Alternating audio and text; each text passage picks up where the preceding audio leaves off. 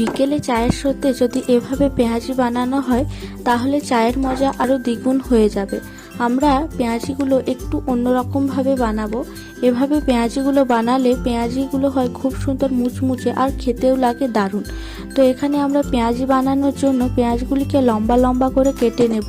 এক্ষেত্রে পেঁয়াজটি একটু বেশি করেই লাগবে। আর নিয়ে নেব কয়েকটি কাঁচা লঙ্কা। তো একটি পাত্রে বেসন নিয়ে তার মধ্যে পেঁয়াজ, কাঁচা লঙ্কা আর নুন দিয়ে ভালো করে মেখে নেব। তারপর কড়াইতে তেল গরম করে গোল গোল করে এগুলি ছেড়ে দেব। এগুলি খুব ভালোভাবে রান্না করব না, হাফ ফ্রাই করব। তারপর এগুলিকে তুলে নেব। তুলে নিয়ে এগুলিকে একটি মোটা কাগজ বা প্লাস্টিকের ওপর দিয়ে প্রেস করে একটি শেপ দিয়ে দেব। তারপর শেপ দিয়ে এগুলিকে আবার ডিপ ফ্রাই করব আর মুচমুচে করে ভালো করে ভেজে নেব। এভাবে পেঁয়াজিগুলো খেতে খুব সুন্দর লাগে। আপনারাও এভাবে পেঁয়াজিগুলি বানিয়ে দেখবেন। এগুলি বিকেলের চায়ের সাথে বা সকালের চায়ের সাথে জমে যাবে।